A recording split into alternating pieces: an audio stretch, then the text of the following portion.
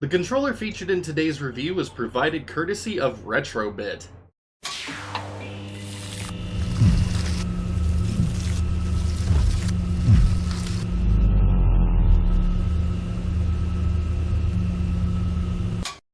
It was back at CES 2018 when the Retrobit and Sega collaboration first came to light. Through the collaboration, Retrobit would be producing new versions of many classic Sega controllers including Sega Genesis, Sega Saturn, and Sega Dreamcast.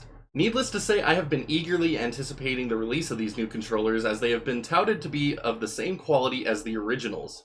Even though I personally didn't own any of these Sega consoles until 2006, when I finally got my own Sega Dreamcast, I spent countless hours playing Genesis at friends' houses growing up. My own original Genesis controllers have also seen better days, so having an officially licensed replacement is just what the console needs. In this review, I am examining the original port Genesis 6-button arcade pad in the clear blue color variation.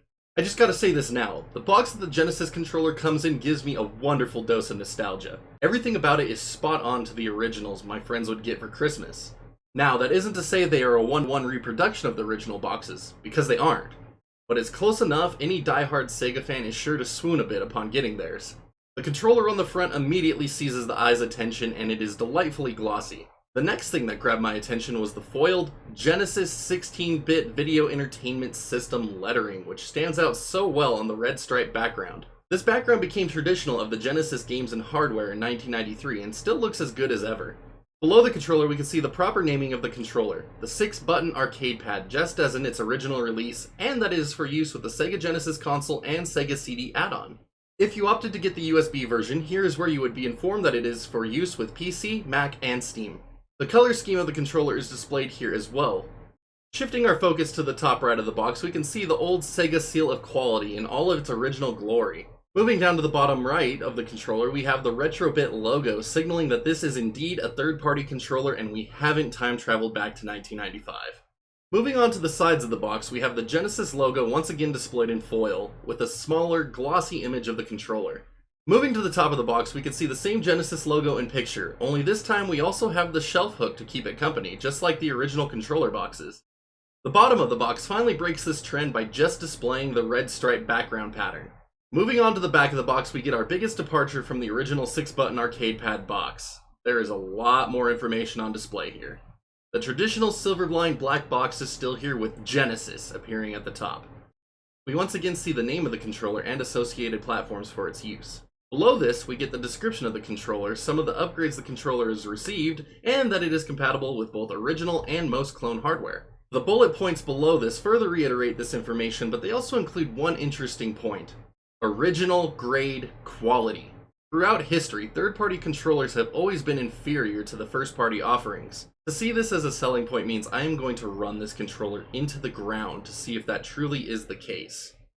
The last thing of note on the back of the box are some close-up shots of the D-pad and 6 face buttons, the UPC, and the only instance of the Sega logo being used outside of the shots of the controller.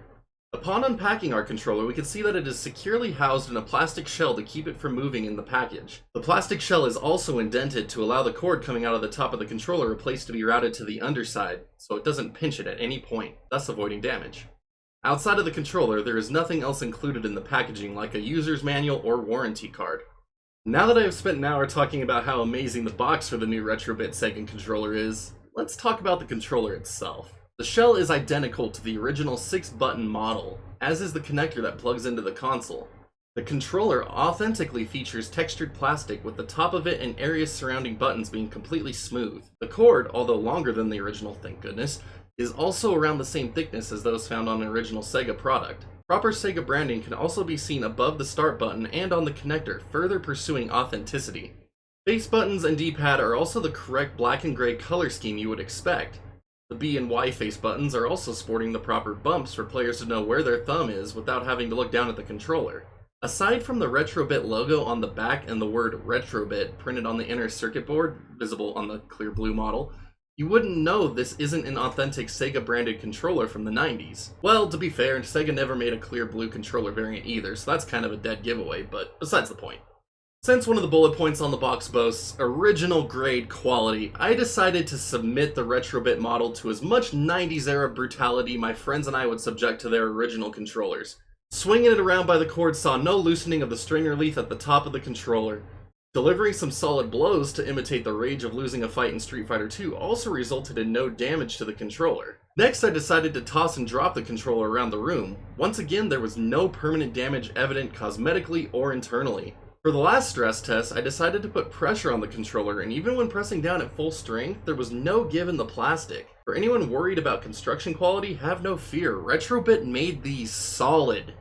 As far as authenticity and build quality are concerned, Retrobit has already hit it out of the park with this new Genesis controller. But can it provide a solid gaming experience? Well, yes. Yes, it can. Being a 6-button controller means that it is compatible with every game in the Genesis library. There are a few games that have issues with the 6-button layout, like sports games utilizing a multi-tap, but a quick press of the mode button on the top right of the controller will clear these issues right up. The 6-button layout is also ideal for fighting games like Street Fighter II, where the original 3-button Genesis controller was sadly lacking. No matter what game I was playing, I found myself very satisfied by the way the controller handled. The D-pad responds instantly to inputs, and I never felt any instances of a misinterpreted press. Pulling off special moves with Ryu on Street Fighter II also felt easier than I am accustomed to on more modern controllers, probably due to the rocker-style D-pad. The D-pad is also precise enough for me to enjoy one of my favorite Genesis games, Dune, the Battle for Arrakis, more than I have in years with my beat-up original model 3-button controller. Base buttons are equally well designed with precise triggering and no dropped inputs. Each of the 6 buttons needs just the right amount of pressure to use for my personal preference.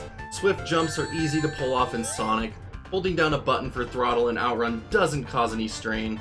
Delivering rapid jabs in Street Fighter II also proves no trouble. The 10-foot cord length Retrobit has designed into the controller also ensures that you can game comfortably in all but the most extreme situations. In my setup, I was able to use the controller on my couch with a CRT and at my desk with capture equipment without needing to rearrange a thing. In the end, I was able to test games from the Sega Genesis,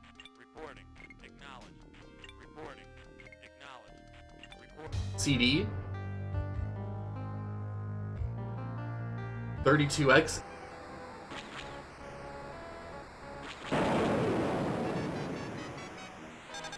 and Master System without any complaints or compatibility issues.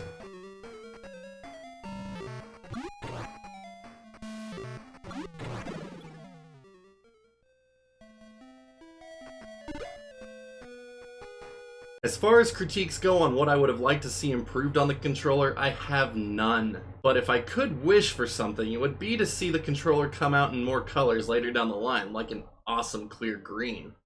Retrobit has made a perfect replica of the 6-button arcade pad any Sega fan will appreciate.